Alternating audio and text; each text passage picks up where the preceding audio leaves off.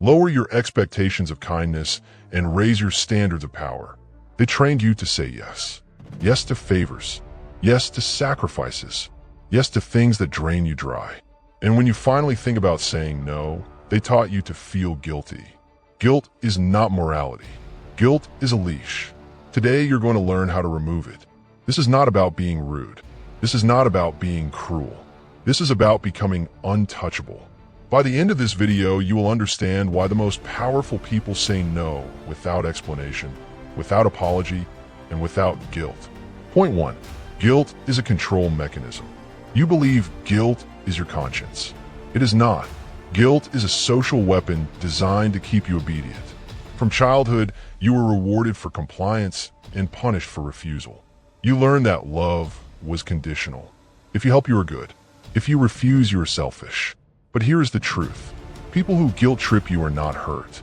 They are frustrated. Frustrated because they lost access to you. When you say no and someone reacts emotionally, that reaction is proof that your compliance was expected, not appreciated. Strong people do not beg. Weak people manipulate. Remember that. Point 2. No one owes the world access to themselves. Your time is not public property.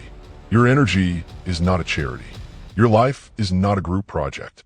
The villain understands something the hero never does. Boundaries create respect. The more available you are, the less valuable you become. People do not respect sacrifice.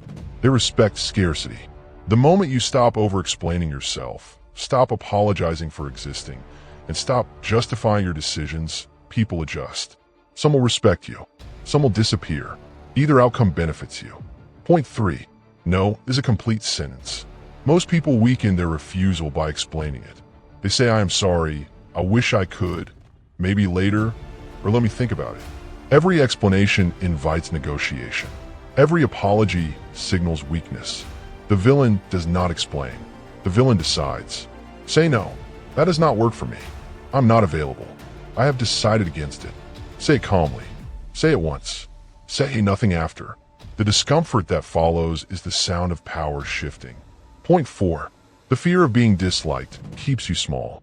If everyone likes you, you're lying to yourself. Respect and approval rarely exist together. When you say no, some people will leave. That is not a loss. That is filtration. Those who disappear were never loyal. They were dependent. The villain does not chase validation. The villain chooses alignment. Ask yourself this question. Would you rather be liked or be free? Because you cannot be both. Point 5. You teach people how to treat you. Every time you say yes when you mean no, you train people to ignore your limits. You become predictable. You become exploitable. You become invisible. But when you say no consistently and without emotion, the world recalibrates. People stop asking for too much. They stop crossing lines. They stop testing you. Not because you are aggressive, but because you are firm. Power is quiet. Control does not need volume. Point 6. The villain's code is simple. Say no and walk away. You do not need closure. You do not need to be understood. You do not need permission. Say no and walk away. Let them misunderstand. Let them be disappointed. Let them project their emotions onto you. Your peace is not negotiable. The villain does not beg to be chosen. They choose themselves. From this moment forward, say no without guilt. Say no without fear. Say no without explanation. The moment you do this, you stop being controlled.